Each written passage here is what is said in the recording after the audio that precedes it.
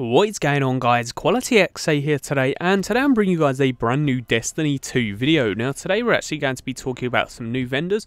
We're also going to be talking about the Black Armory and some other updates possibly coming soon, including the Armsweek. So let's get right into this. So starting off with some of the news. So Andrew, the game development, said this: "Hey Destiny players, regarding the Trace Rifle Mastery Crucible Triumph, it has been removed for 2.0.4 but will return in a future update after 2.0.5 with your previous progress added into a single value, and will require 100 final blows down from 50 for each damage type." Now this is very good. The reason they actually did this is because only PlayStation players actually had a Void Trace Rifle, so it was a bit hard for every other players to complete this triumph, but now that is going to be the way. So in 2.0.5 patch you will be able to do that one.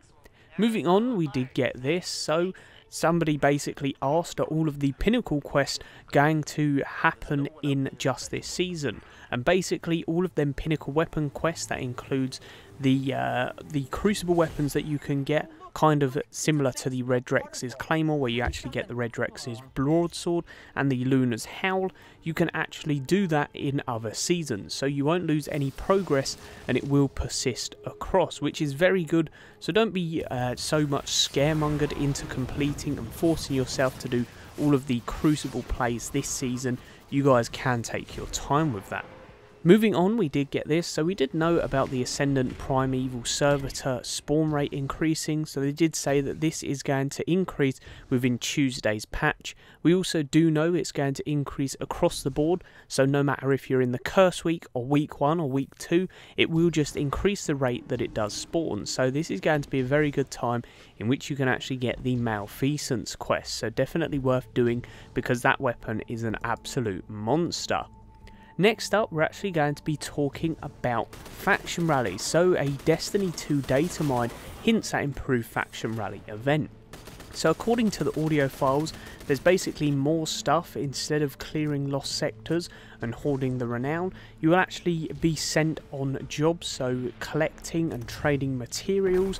And there's also some leaks that could suggest that we could be getting some sort of crafting system where you actually craft some of your faction rally armor, as well as random perk rolls being returned on weapons and armor. So very awesome indeed. Having crafting in this does sound very, very awesome, and it sounds like something that Destiny needs. Crafting your own armor and getting different rolls sounds really awesome, instead of just going out and having a random chance of a drop at them. So we'll just have to wait and see on that. Next up, we did also have the rumour saying that Destiny 3 is actually already in the works and will be more hardcore than Destiny 2. And on the 9, let that secret slip on Reddit. So we will be talking about more of Anon the 9 and some more leaks later on in this video. But moving on, we did get this about the Refer a Friend program. So the Refer a Friend program is actually coming back. So you will actually have to link a friend on the Bungie.net and basically refer a friend, and you will get a brand new quest, as well as having veteran drops. So these are some of the veteran drops you can get. You've got a ship, you've got an ornament for the Borealis, you've got these really cool emblems, and as well as that, if you refer 2 or more friends, you actually have the Sparrow in which you can obtain. Now all of these ornaments are actually flashy ornaments. They do move, so it doesn't just sit statically, so you guys can imagine what these actually look like, but they are pretty awesome. So, as I said, you have to refer a friend and just basically play with him, complete the set quests that you get before you. So definitely some stuff worth doing here. Next up, we have some of the high priority issues. So we have the Gambit Malfeasance boss. So the team are currently investigating an issue where, let's say a team defeats their prime evil, the opposing team will actually get credit for that kill and not the team that defeated it.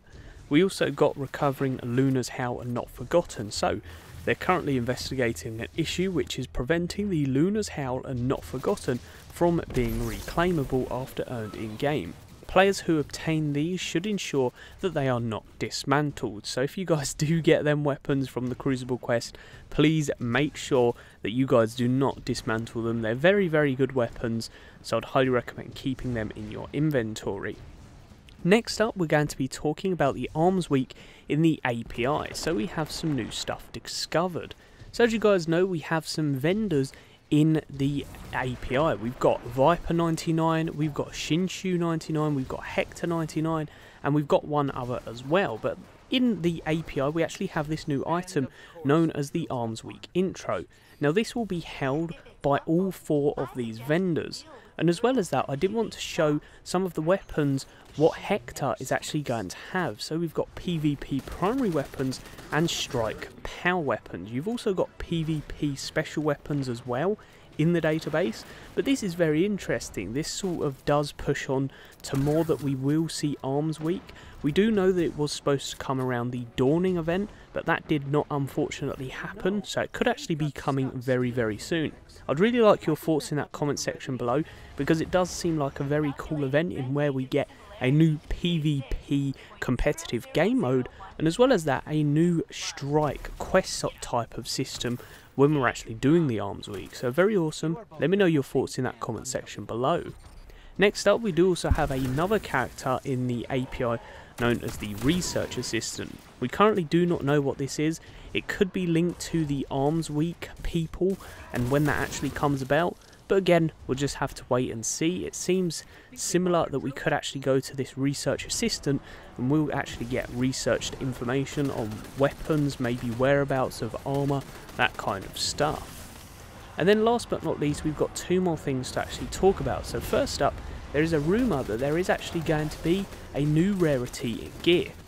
So currently we have got exotic, legendary, rare, uncommon and common. Now we're actually going to get a black rarity gear, apparently when the black armory arrives.